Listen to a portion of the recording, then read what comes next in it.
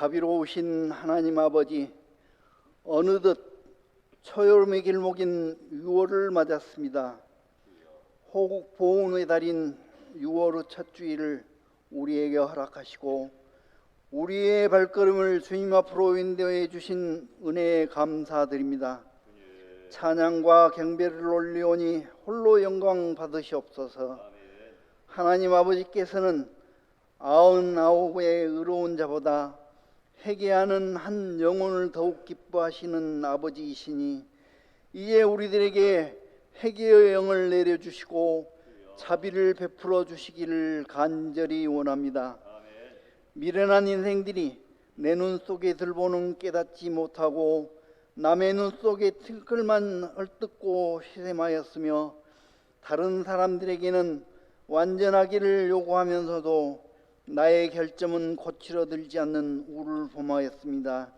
또한 남이 자유를 누리는 것을 시기하며 내가 원하는 것은 무엇이든지 다하고자 한 어리석음을 용서하여 주옵소서. 아버지여, 우리들에게 언제나 주님만 의지하고 바라게 하시려고 연약함을 주셨고 지혜롭게 하시려고 가난도 주시며 더 큰 축복과 기쁨을 주시려고 시험과 환난을 주시는 것을 믿고 감사를 드립니다. 청량할 수 없는 주님의 섭리와 사랑을 깨달아 주 안에서 모든 영광을 찾게 하사 기쁘게 자기의 십자가를 지고 소망하는 목적지까지 이르러 주님이 예배하신 복락을 누리게 하여 주옵소서. 또한 우리들이 주의 전에서 생활할 때에도 서로 믿고 사랑하며 서로 등지고 미워하는 일이 없도록 지켜주시옵소서. 그리하여 아스리 왕 산헤립처럼 교만방자함으로 스스로 멸망당하는 미련함을 범치 않게 하여 주시옵소서.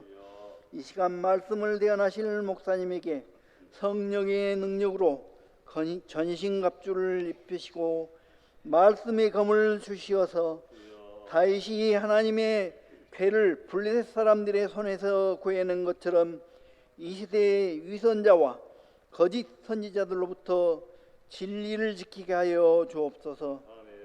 또한 줄이고 목마른 영혼들에게 진리의 샘물을 나누어 줄 수 있는 역할을 잘 감당하기에 부족함이 없게 하여 주옵소서. 하나님을 기뻐 찬양하는 호산나 찬양대의 찬양을 기쁘게 받아주시기를 원하오며 이 예배가 끝날 때까지 주님께서 함께하여 주실 줄 믿사옵고 우리 주 예수 그리스도 이름으로 기도드립니다. 아멘. 하나님의 말씀은 전도서 7장 13절로 14절까지 말씀입니다. 한 목소리로 봉독합니다. 하나님께서 행하시는 일을 보라. 하나님께서 굽게 하신 것을 누가 능히 곧게 하겠느냐. 형통한 날에는 기뻐하고 곤고한 날에는 되돌아보아라. 이 두 가지를 하나님이 병행하게 하사 사람이 그의 장래 일을 능히 헤아려 알지 못하게 하셨느니라. 아멘.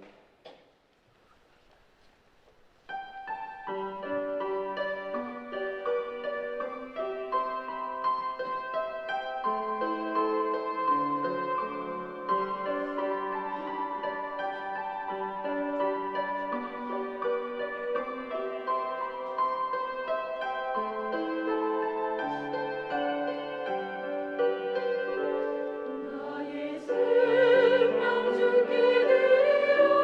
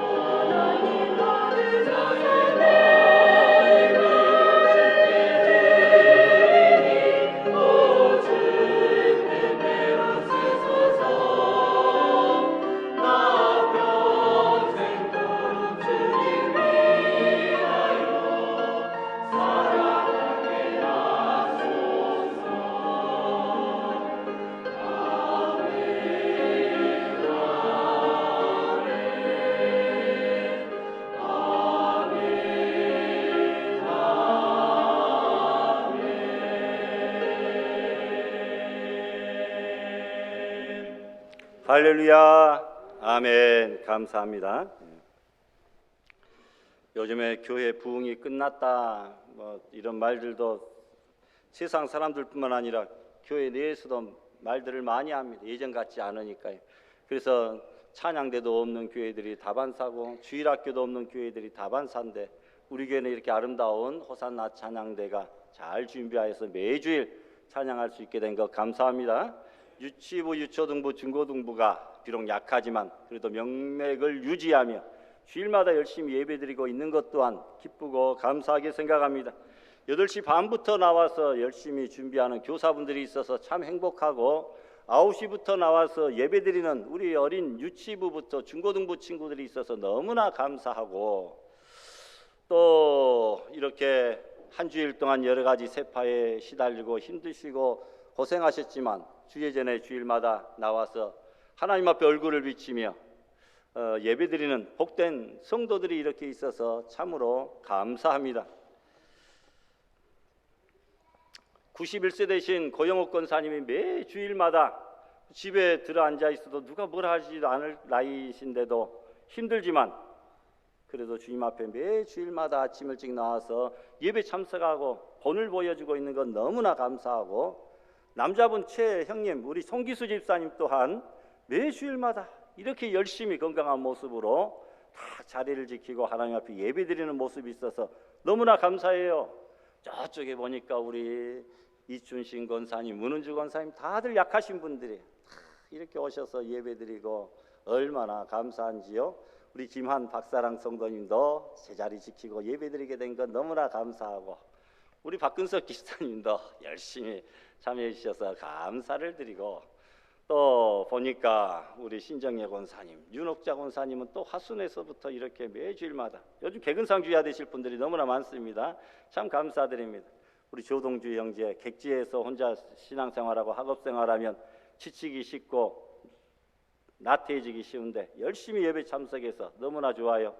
우리 오해일인 또 친구분 오늘 같이 또 나오셨는데 자매님 또한 이렇게 반갑고 감사합니다.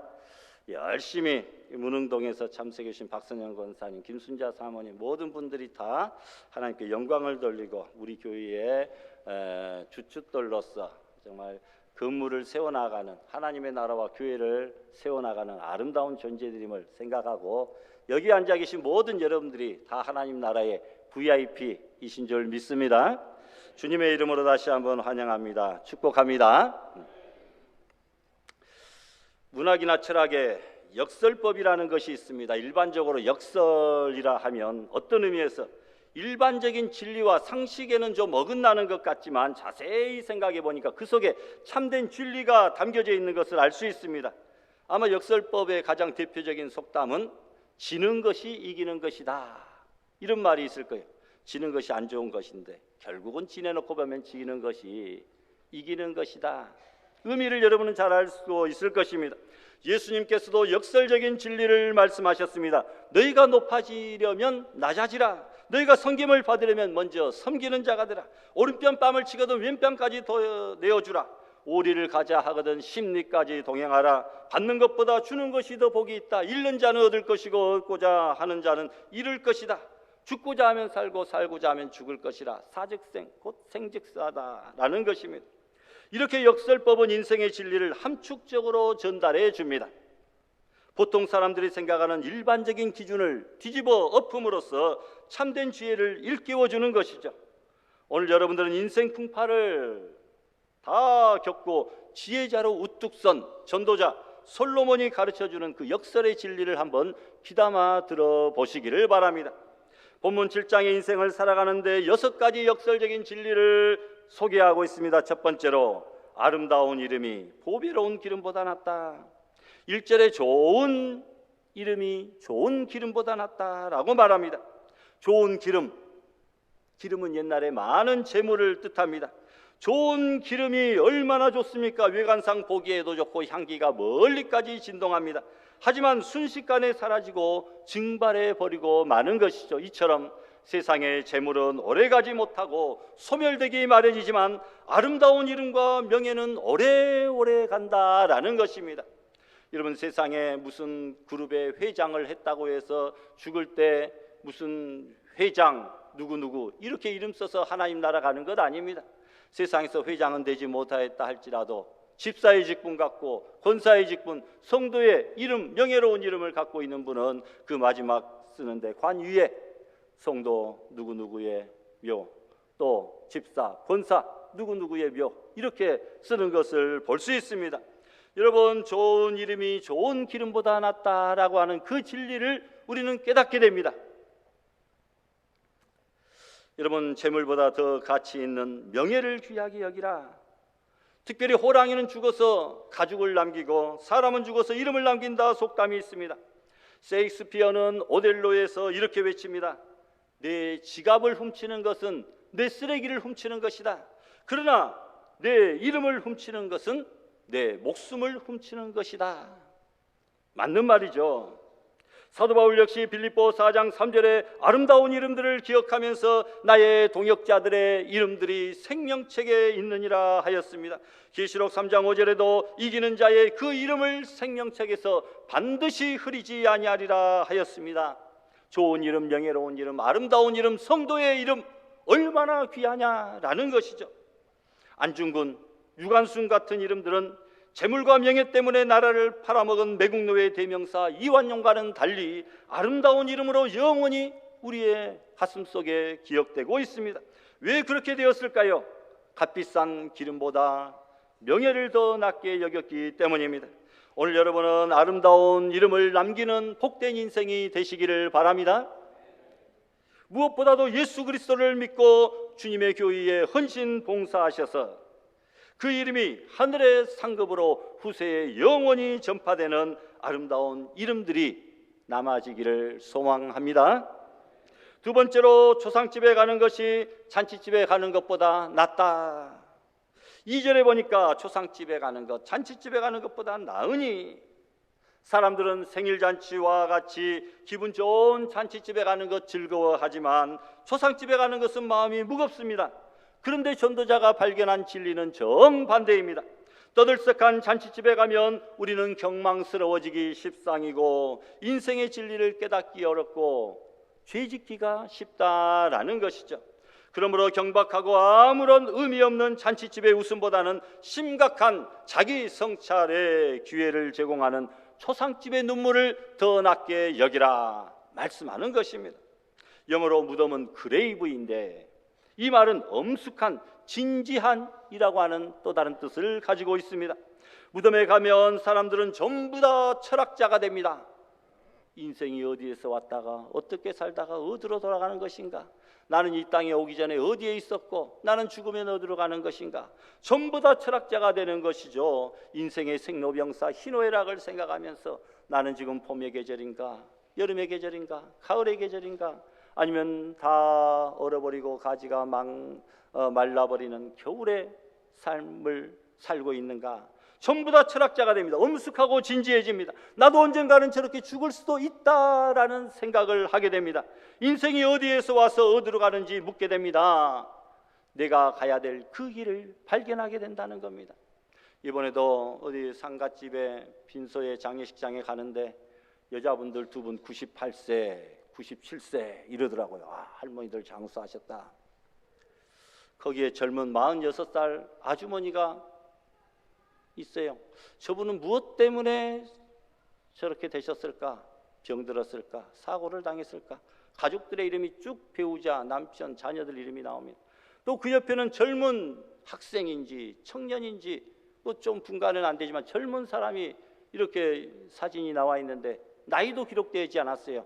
차마 너무나 일찍 죽어서 나이를 적기가 부모의 심정으로 안타까워서 저건 나이를 뺐나 보구나 이런 생각을 해봅니다. 인생이 왜 저렇게 됐을까? 전부 다 철학자가 될 수밖에 없는 것이죠. 여러분, 초상집에 자주자주 가는 것이 지혜의 비결인 줄 믿습니다.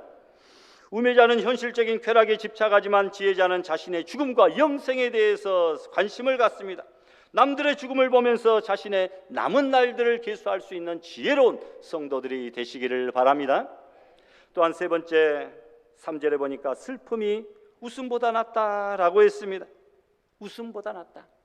그런데 웃음에는 여러 가지 종류가 있습니다. 티 없이 맑고 순한 웃음이 있는가 하면 비굴한 웃음이 있고, 어이없어 기막힌 웃음이 있고, 억지로 웃는 웃음이 있고, 농담으로 웃는 경박한 웃음도 있습니다. 이런 거짓된 웃음들은 우리로 하여금 삶의 진실로부터 내 자신을 도피시키는 역할을 합니다. 그래서 본문 6절에 보니까 우매한 자들의 웃음소리는 솔 밑에서 가시나무가 타는 것과 같다, 이렇게 말한 것처럼 경박한 웃음 역시 요란스럽기만 할 뿐이지 덧없이 사라지고 마는 불타는 가시나무와 같이 오랜 여운이 남지 않는다라는 것이죠. 눈물과 슬픔에는 인간의 진실과 정직이 담겨져 있습니다. 눈물을 흘릴 때에 자신의 잘못을 깨닫고 살피는 순수함이 담겨져 있습니다. 성경은 눈물을 흘리며 씨앗을 뿌린 이들이 기쁨의 열매를 거둔다고 약속하고 있습니다. 의미 없는 경박한 웃음보다는 하나님의 말씀을 듣고 자신의 죄를 깨달아 가슴을 치며 통곡하는 회개의 눈물, 지옥으로 달려가는 불신자들의 장차 망할 영혼을 생각하며 안타까워서 우는 눈물, 우리 위해서 십자가에 달려 돌아가신 주님을 생각하며 우는 감사와 감격의 눈물을 더 귀하게 여길 수 있는 지혜가 있어지기를 소망합니다. 또한 네 번째로 5절에 보니까 지혜로운 사람의 책망을 듣는 것이 우매한 자들의 노래를 듣는 것보다 훨씬 더 낫다 말씀합니다. 여기서 노래는 하나님께 올려드리는 영혼의 찬양과는 다른 것으로 부질없고 육적이고 세상적인 의미의 노래를 말하는 것입니다. 그러므로 우매한 자들이 부르는 생명 없는 세상 노래에 취하지 말고 차라리 지혜자들이 던지는 책망과 경고를 더 즐겁게 여기라 말씀하는 것이죠. 여러분, 양약은 고구이나 이어병이라 했습니다. 좋은 약은 입에는 쓰나 병에는 이롭고, 충언은 여기이나 이어행이라 했습니다. 충성스러운 말은 귀에는 거슬리지만 우리의 행함에는 이롭다라고 했습니다. 우리 역시 듣기 좋은 노랫소리만 하지 말고 때로 폐부를 찌르는 지혜자의 충고와 책망을 귀담아 들어 우리의 잘못을 고칠 수 있는 그런 지혜를 얻을 수 있기를 부탁합니다. 다섯 번째로 8절에 보니까 일의 끝이 시작보다 낫다. 시작도 물론 중요하지만 마지막이 더더욱 중요하다라는 것이죠. 우리 신앙생활 시작은 누구나 거창하게 멋지게 다 잘 시작할 수 있습니다. 그러나 끝까지, 마지막까지, 죽는 순간까지 하나님의 이름 부르고 주님 의지하고 믿음으로 살다가 가는 그것이 더더욱 중요하다라는 거죠. 사람들은 일의 시작을 중요하게 생각합니다. 그래서 시작이 반이다. 천리길도 한 걸음부터 시작의 중요성을 말합니다. 물론 중요하죠. 시작하기만 하면 벌써 반은 한 것이나 다름없지 않습니까? 시작하기가 어렵고 결심하기가 어려운데 시작이 물론 중요합니다. 여러분, 그런데 세상 사람 시작은 거창하게 시작하지만 끝은 매우 미미한 것을 보게 됩니다. 그래서 용두삼이라고 하는 말도 있습니다. 물론 시작도 중요하지만 우리 기독교의 진리는 끝이 중요합니다. 가나의 혼인 잔치집같이 처음 포도주보다 나중 것이 더 좋아야 된다라는 말입니다. 여러분, 시작도 물론 중요하지만 기독교의 진리는 끝이 중요합니다. 가나의 혼인 잔치집에서 처음 포도주보다 나중에 내온 물로 만든 그 포도주가 훨씬 더 낫다라고 성경은 말합니다. 기독교는 시작의 종교이면서 무엇보다도 끝을 강조하는 종말론적인 종교입니다. 그러므로 시작이 아무리 좋아도 끝이 좋지 않으면 신앙 안에서는 소용없죠. 인생의 전반전보다 후반전이 더 중요합니다. 기독교는 후반전을 강조하는 역전의 종교입니다. 가룟 유다는 처음에는 좋았으나 나중이 좋지 않았습니다. 그러나 구원받은 강도는 처음에 출발은 잘못했으나 죽기 전에 결단을 잘해서 역전승을 거둔 줄 믿습니다. 여러분도 시작보다 끝을 더욱더 소중히 여기는, 끝을 더욱더 잘 마감하는 믿음의 성도들 되시기를 바랍니다. 또한 여섯 번째로 8절 이하에 보니까 참는 마음이 교만한 마음보다 낫다 라고 말씀합니다. 고린도서 13장에 사람의 또 사랑의 제일 가는 특징, 사랑은 언제나 가장 첫 번째로 무슨 단어가 나옵니까? 오래 참고 오래 참음이라 했습니다. 사람이 교만하면 쉽게 화를 냅니다. 그러나 겸손한 사람은 잘 참고 기다릴 줄 압니다. 의로운 분노는 반드시 필요하지만 순간적인 분노는 통제력을 잃고 만들고 결국 하나님의 의를 이루지 못한다는 것입니다. 모세는 분노로 사람을 죽였고 그 분노로 인해 약속의 땅에 들어가지 못했습니다. 아무리 힘들어도 끝까지, 지금까지 잘 참아왔던 것처럼 끝까지 잘 참기를 바랍니다. 인생은 어차피 선택입니다. 보다 중요한 것을 잘 선택하시기 바랍니다. 인생의 산전수전 다 겪은 현자 중에 지혜자인 전도자가 우리에게 더 나은 길을 선택하라 충고합니다. 보배로운 기름보다 아름다운 이름 선택하시기 바랍니다. 잔치집보다 초상집을 더 많이 찾기를 바랍니다. 웃음보다 슬픔을 더 귀하게 여기시기 바랍니다. 즐거운 노래나 칭찬보다 지혜자의 충고나 경고를 더 소중히 여기시기 바랍니다. 일의 시작에 만족하지 말고 일의 끝을 더 중요하게 여기시기를 바랍니다. 교만하여 쉽게 노하기보다는 잘 참고 인내하며 기다리는 지혜자들이 다 될 수 있기를 바랍니다. 이렇게만 산다면 여러분, 우리 교회 성도들은 전부 다 세상 사람들로부터 야, 저 사람은 도덕군자야, 법 없어도 살 것 같아, 뭐 이런 칭찬 듣지 않겠습니까? 욥기서 5장 7절에 보니까 인생은 고난을 위하여 난나니라는 말씀이 있듯이 인간이 가는 곳에 고통의 문제는 그림자처럼 피할 수 없이 늘 따라오고 있습니다. 갓난아이가 으앙하고 울음소리를 내며 세상에 태어나는 것을 보면 어떤 사람들은 세상 살아가기가 앞으로 괴로울 것이기 때문에 미리 알고 저렇게 우는 것이다, 이렇게 말하기도 합니다. 사실 인생이란 으앙하면서 울면서 왔다가 아이고 아이고 우는 소리를 들으면서 떠나는 것이 바로 우리 인생, 그러니까 괴로운 인생길이 분명하다라는 겁니다. 이런 생각을 간혹 합니다. 저 사람에게는 나 같은 이런 고민과 아픔은 없겠지. 그러나 그 사람에게도 그만의 인생에 괴로움이 있다는 것입니다. 오죽하면 꽃가마 속에서도 한숨이 나오고 비단 근침에서도, 그런 데서 잠을 자면서도 걱정이 있다, 이런 말이 있겠습니까? 안개와 나그네 같은 인생들을 향하여 우리 주님은 수고하고 무거운 짐진 자들이라 표현합니다. 바울은 로마서 7장에 오라 나는 공고한 사람이로다, 이 사망의 몸에서 누가 나를 건져낼고 탄식했고, 본문 14절은 형통한 날에는 기뻐하고 곤고한 날에는 되돌아보아라 말씀하고 있습니다. 여러분, 인생에 가는 길에 순탄한 일만 있는 것이 아니라 역경도 있습니다. 성공할 때가 있는가 반면에 실패할 때가 있습니다. 그런데 인간은 자칫하면 환경 자체만을 바라보기 쉽습니다. 그래서 그 환경 자체만, 여건만 바라보고 감사하기도 하고 원망하기도 하고 용기를 잃기도 하고 절망에 빠지기도 합니다. 그러나 본문 13절에 하나님께서 행하시는 일을 보라, 하나님께서 행하시는 일을 보라고 말씀합니다. 인간의 생사화복과 재반사가 우연히 일어나는 것이 아니라 하나님께서 섭리하시고 전적으로 하나님의 손에 달려있는 하나님의 역사요 계획이심을 믿으시기를 바랍니다. 인간에게는 몇 가지 비밀이 있습니다. 환난이 비밀입니다. 우리 인간에게 언제 환난이 닥쳐올지 아무도 모릅니다.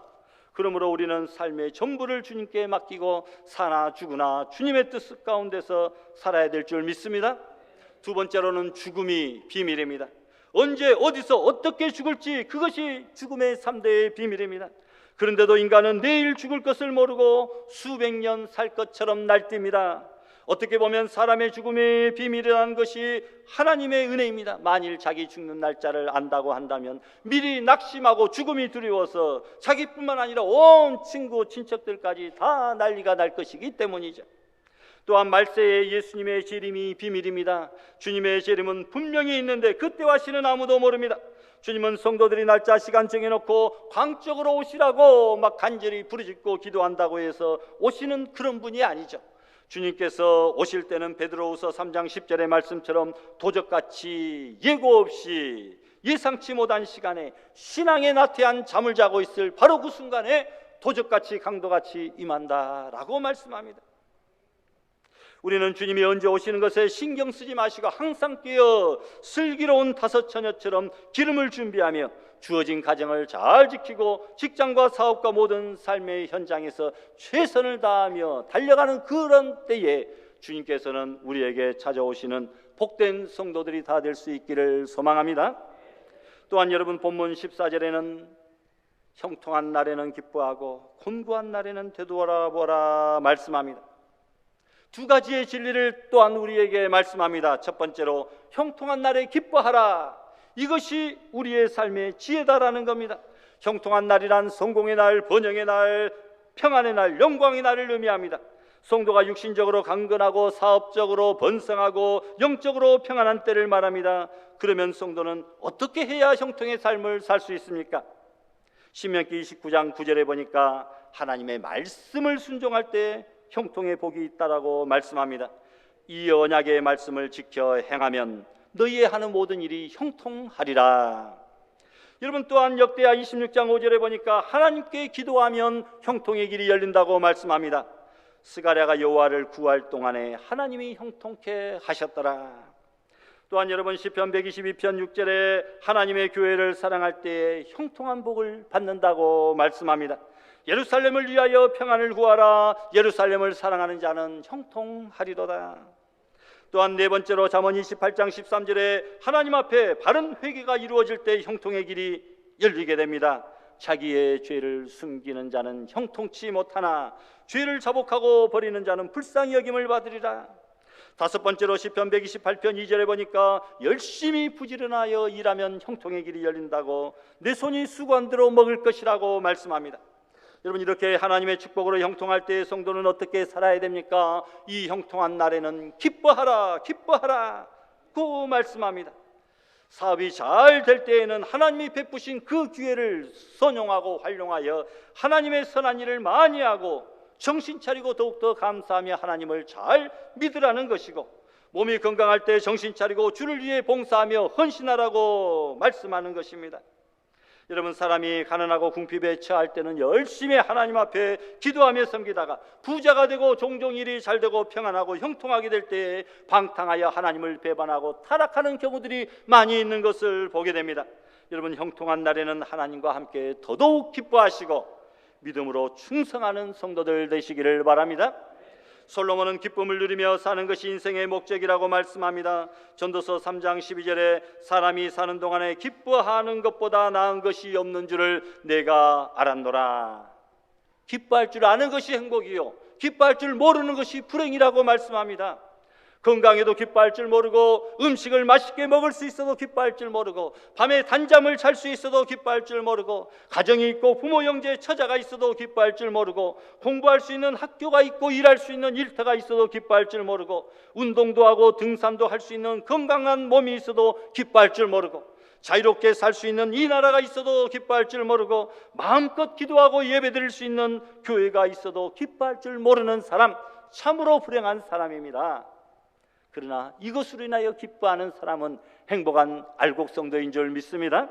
오늘 솔로몬을 통해서 주시는 하나님의 말씀은 형통한 날에는 기뻐하라 말합니다. 어떤 사람이 기뻐할 수 있습니까? 모든 것이 하나님의 은혜라, 이렇게 생각하는 그 사람이 기뻐할 수 있습니다. 자기가 처한 처지에 자족할 줄 아는 겸손한 사람이 기뻐할 수 있습니다.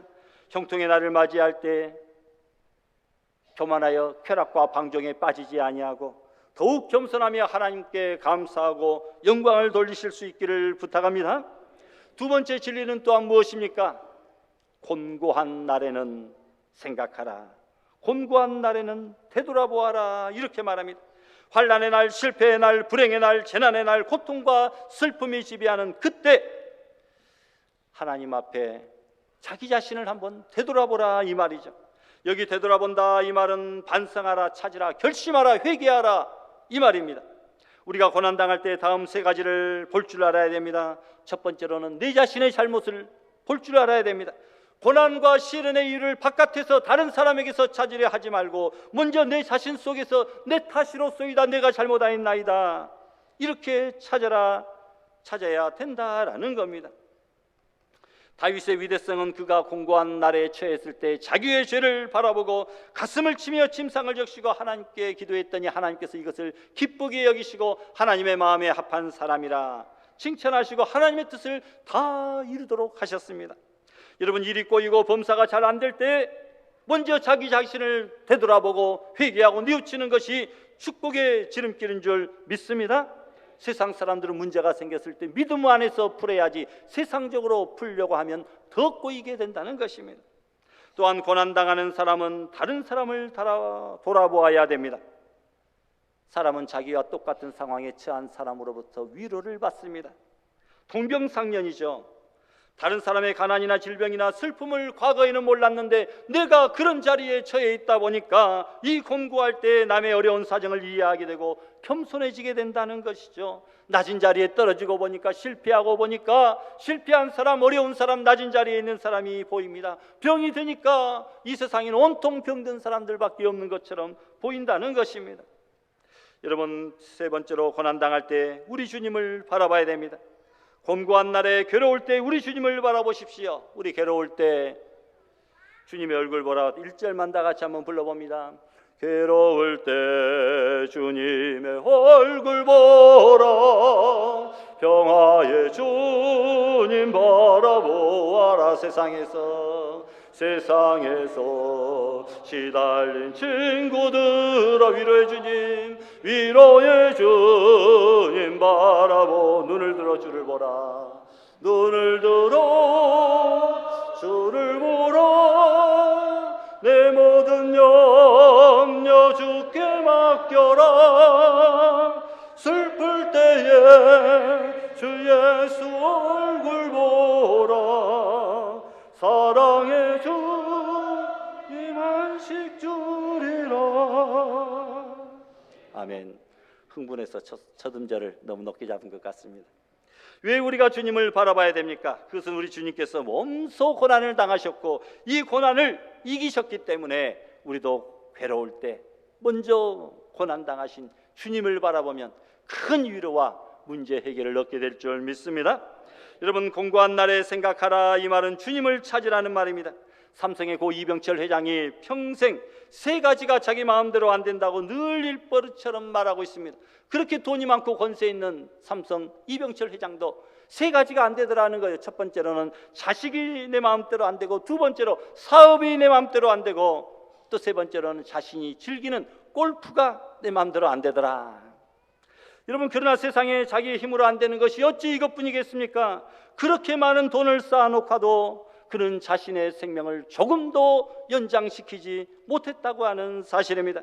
그런데 남왕국 유다 왕으로 29년 동안 통치했던 히스기야 왕이 죽을 병에 걸려서 이제 모든 소망이 끊어지게 되었을 때 원컨대 나를 치료하시며 나를 살려주옵소서 하나님께 기도하며 찾았더니 하나님이 그의 생명을 연장시켜 주셨을 뿐만 아니라 쳐들어온 아수르 군대까지 하나님께서 물리쳐 주신 줄 믿습니다.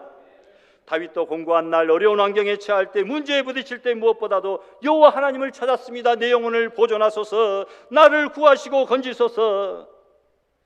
기도는 여러분 기적을 일으킵니다. 그래서 슬펀전 목사님은 이렇게 말합니다. 아침의 기도는 그날의 축복을 여는 열쇠이고 그날의 안전을 닫는 자물쇠는 저녁 기도이다, 이렇게 말합니다. 맥콩키라고 하는 사람은 기도하는 골방은 하나님의 은혜의 배급 창고다, 이렇게 말하고 있습니다. 여러분, 삶이 공고하십니까? 어떤 문제가 있습니까? 걱정하지 마시고 진심으로 하나님께 기도하면 하나님께서 여러분의 마음을 만지시고 치료해 주실 줄 믿습니다. 또한 공고한 날에는 되돌아보라, 새로운 결심을 촉구하라는 것이죠. 요나는 공고한 날에 하나님을 찾고 그렇게 가기 싫어했던 원수의 나라 니느웨로 갈 것을 결심할 때에 하나님께서는 그를 곤고한 자리에서 일으켜 살려주셨습니다. 공고한 날은 누구에게나 찾아옵니다. 언제 우리가 어떤 공고한 지경에 빠질지 아무도 모릅니다. 그런데 결코 낙심하거나 포기하지 마시고 공고한 날에는 되돌아보고 생각하고 결단하고 회개하라고 하는 주님의 말씀을 붙잡고 새로운 결심으로 주님을 바라보시고 하나님께 매달려 기도하시는 우리 알곡의 성도들이 되시기를 부탁합니다. 말씀을 맺습니다. 14절에 보니까 이 두 가지를 하나님이 병행하게 하사 사람이 그의 장래일을 능히 헤아려 알지 못하게 하셨다라고 말씀합니다. 여러분, 형통한 날과 곤고한 날을 하나님께서 우리 인생에 병행하게 하셨으니 걱정하지 말라. 너가 지금 형통하냐? 언제는 공고한 자리에 떨어질까 조심하라. 너가 지금 공고하냐? 반드시 형통한 날이 찾아오리라 말씀하고 있습니다. 하루에 밤과 낮이 있고 1년에 추나 추동 사계절이 있듯이 인생 여정에 형통한 날과 공고한 날이 같이 있다는 거죠. 전도서 3장에 울 때가 있으면 웃을 때가 있고 슬퍼할 때가 있으면 춤출 때가 있다라고 말씀합니다. 이와 같은 변화는 우연히 생기는 것이 아니라 하나님의 섭리 가운데 이루어지는 조화이기 때문에 너희들은 따라하십시다. 하나님이 행하시는 일을 보라. 우리가 알지 못하고 깨닫지 못하지만 하나님이 행하시는 놀라운 일들을 믿음의 눈으로 바라보는 복된 한 주간 되시기를 소망합니다. 사실 세상에 낮만 있다면 사람이 살기 힘들 것이고 밤이 있어야 좀 평안한 휴식이 있지 않겠습니까? 세상에 여름만 있다면 살기가 지겨울 것입니다. 세상에 형통한 날만 있다면 모든 사람이 게을러지고 안일해지고 타락하고 말 것입니다. 반대로 세상에 공고한 날만 있다면 슬퍼지고 우울하고 약해지고 낙심하게 될 것입니다. 그런데 하나님이 형통한 날, 공고한 날을 병행해 주셨습니다. 바라기는 형통한 날에는 하나님께 더욱 감사 기뻐하시고 공고한 날에는 도우시는 하나님을 바라보며 더욱 기도하심으로 주님이 주시는 은혜와 복을 다 받아 누리는 알곡 성도들이 다 될 수 있기를 주님의 이름으로 축원합니다.